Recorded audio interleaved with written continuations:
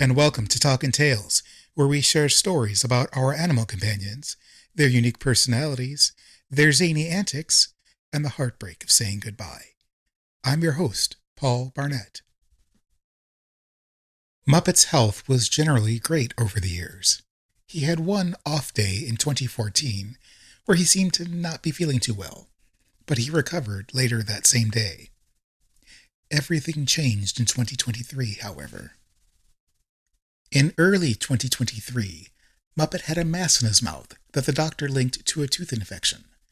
We pulled the tooth and treated the infection with antibiotics. The growth disappeared. Later in the year, Muppet was scheduled for his annual exam. The doctor asked if I had any concerns, and only one thing came to mind, but I didn't think too much of it. I had noticed that Muppet wasn't barking much anymore. When Harry and Tessa started barking from a gust of wind or a pin drop, Muppet would stand with them, but he wouldn't bark with them. The doctor said that barking requires them to open their mouths wider, so he wanted to look in Muppet's mouth. The doctor found that a new growth had appeared in a different spot at the back of Muppet's mouth, not linked to a tooth. They also did a blood draw, and were concerned that Muppet's white blood cell count was extremely high. For a healthy dog, it should be around 10,000. For a dog with an infection, it could be 30 to 40,000. Muppet's was over 120,000. They didn't feel that another round of antibiotics would help, so they recommended that Muppet see a specialist and get a CT scan. I immediately took on the task of getting him scheduled for a CT scan.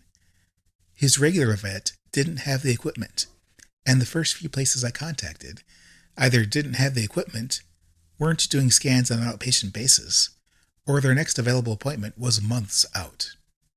Thankfully, I thought about the clinic I had worked with for cancer treatment for my ferrets Benson, Ace, and Kyra. They normally only saw dogs and cats, and the oncologist there had been so helpful. I called them, and they said they could do the CT scan on an outpatient basis within the week. I took Muppet to his appointment, and they performed the scan. The doctor, who I hadn't seen in several years, didn't know I was coming in, but saw my name on the paperwork for Muppet, and took on the case. She came out and talked to me, and explained what she saw on the scan. The mass was attached to the roof of Muppet's mouth at the intersection of the hard palate and soft palate. It was growing out to the right side of his head, and she could feel it on the right side of his face. She was fairly certain it was cancer, but took a sample to send to the lab. Knowing me from helping my ferrets, she knew I would likely opt for the immunotherapy treatment, so while Muppet was under for the scan, she extracted a sample of the tumor, large enough for the treatment. Within days, the lab results were back, and it was indeed cancer, fibrosarcoma. The doctor prescribed a chemotherapy capsule, an anti-cancer liquid medication, and a supplement that would help the chemotherapy drug work. I started Muppet on these immediately while we waited for the immunotherapy vaccine to be produced. Muppet's appetite decreased in the ensuing weeks, but I did my best to make sure he continued to eat enough. Given that the back of his mouth was a source of pain with a growing tumor, I made him a hearty soup, which he lapped up with some enthusiasm. After several weeks, I grew concerned that Muppet was getting confused or experiencing some other cognitive issue, perhaps as a side effect of the medications. He started bumping into things and walked toward a wall, then stood there, as if unsure where he was or where to go next. The following day, he seemed worse. He was now bumping into me. I did a quick test to see if he would follow my finger with his eyes, and he didn't. My guess was that Muppet was now blind, but I wasn't sure if it was from the tumor advancing, or a side effect of the chemotherapy, or something else entirely. I rushed him to urgent care, where they confirmed he was blind, but found nothing of concern on his tests. They did note that he had cataracts, but couldn't say for certain if they had advanced to the point of complete vision loss. His next appointment with his oncologist was just days away.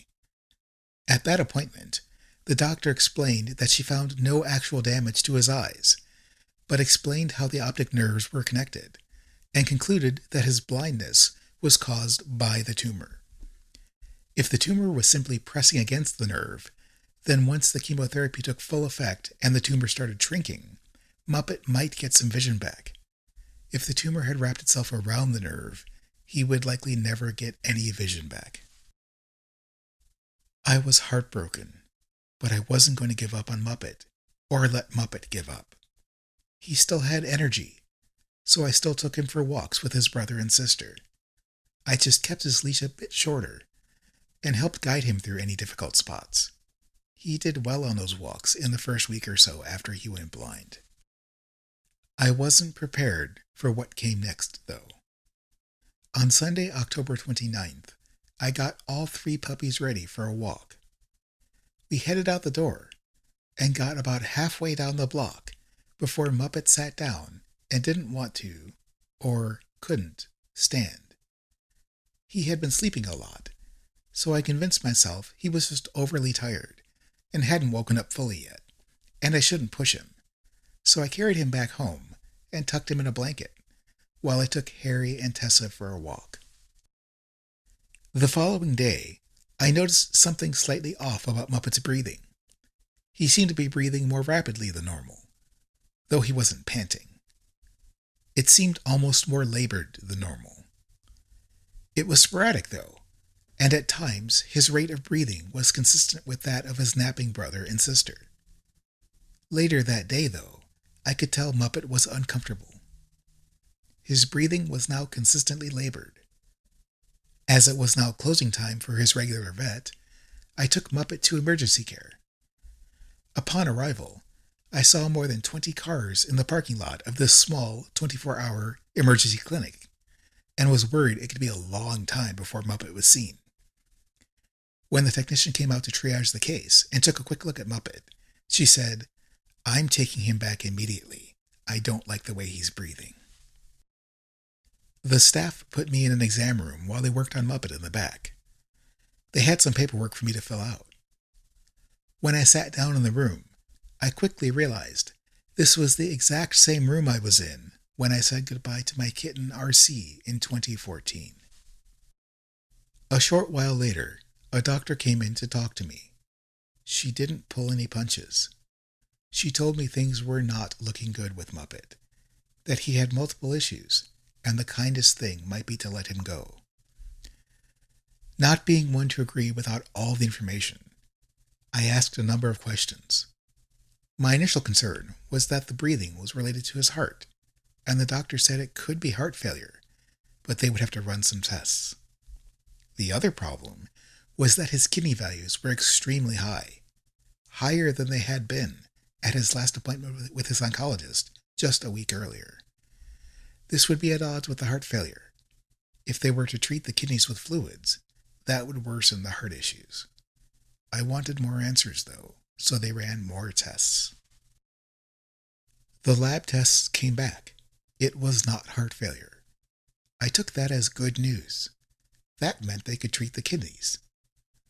The doctor cautiously agreed, but warned that Muppet's breathing difficulties were due to inflamed lungs, which is something that is extremely difficult to recover from. I asked them to proceed with treating his kidneys. They also put him in an oxygen chamber to help him breathe. With it now being later in the evening, and several ferrets at home needing their medications, the staff let me say goodnight to Muppet and sent me home with instructions to keep my phone nearby. They would call if there was any change, one way or another, and impressed upon me that I could call whenever and as often as I'd like to get updates on Muppet. I went home and tended to the ferrets, giving them medications and some playtime. At the end of the evening, as it was about my bedtime, I called the hospital to get an update on Muppet. I took it as a good sign that I hadn't heard from them yet. Indeed, they told me that Muppet was stable and was being given fluids, and that the doctor would be doing rounds again in a couple of hours. I normally fall asleep fairly quickly, but with my mind focused on Muppet, it took me more than an hour to fall asleep, but I finally did. At about 2:15 a.m., though, I was awoken by my phone ringing. Realizing the time, I knew this couldn't be good news. My heart pounding, I answered the call. It was the doctor. She said almost the exact same words that another doctor at the same hospital said to me in 2014 with RC. You should come down here now. We're losing him. There's nothing more we can do. Before I left Muppet earlier in evening, I told the staff that Muppet had a brother and sister back home and asked that if things didn't go well, if I could bring them to see him. They said, of course. So when I got that call from the doctor, I woke up Harry and Tessa and put them in the car and made my way back to the hospital.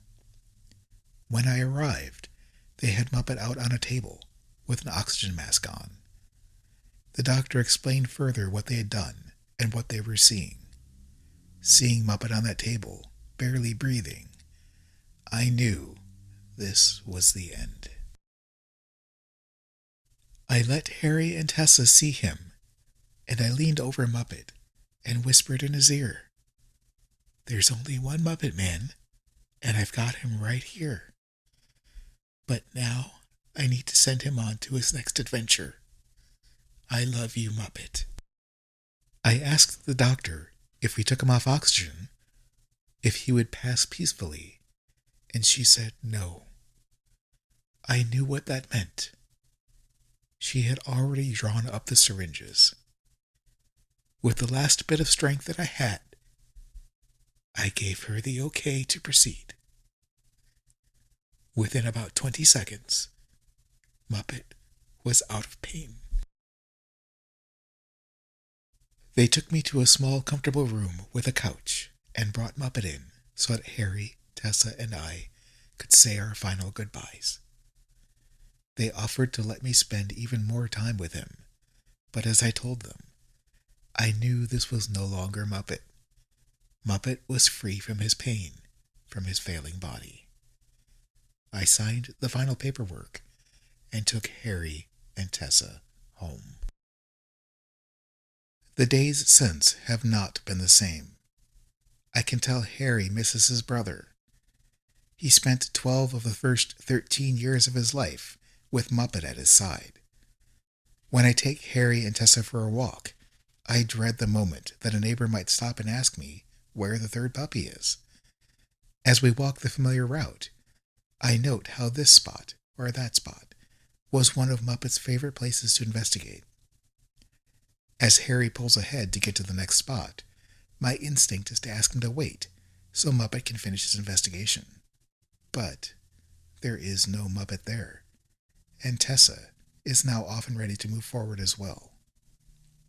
I keep expecting that when we get home, Muppet will be there, curled up in his favorite bed, wondering where I was, or maybe, just maybe, he'd run to the door, his tail wagging feverishly, excited to see me. I have a couple of large digital photo frames that cycle through hundreds, if not thousands, of my favorite pet photos from the last 20-plus years. Just the other evening, one of the frames froze on a picture of Muppet from last year, relaxing in one of his beds. It's been stuck on that picture ever since. You'll understand if I've taken no steps to restart the frame and have it move on from that picture. Muppet Aloysius Barnett, you are my heart and my family, and there will never be another like you. There's only one Muppet Man, and now you're with your big brother Murphy, and all of your feline and ferret brothers and sisters who went before you. I look forward to the day that we're all together again. If you'd like to share a story about a special pet, visit us at talkandtalespodcast.com or on Facebook at facebook.com/talkandtales. Stories are pre-recorded, so you don't have to worry about being live on the air. And if you'd prefer to write your story, I'm happy to read it for you. Again, please get in touch via talkandtalespodcast.com or on Facebook at facebook.com/talkandtales. That's TalkIntales. TAILS. If you run a rescue or shelter, or know someone who does, please have them get in touch so we can feature them on an upcoming episode. If you'd like to support the show, you can find us on Patreon at patreon.com/talkintales. No matter what podcast app you choose, please take a moment to rate and review the show and share it with a friend. It helps us find new listeners, which means we can bring you more stories.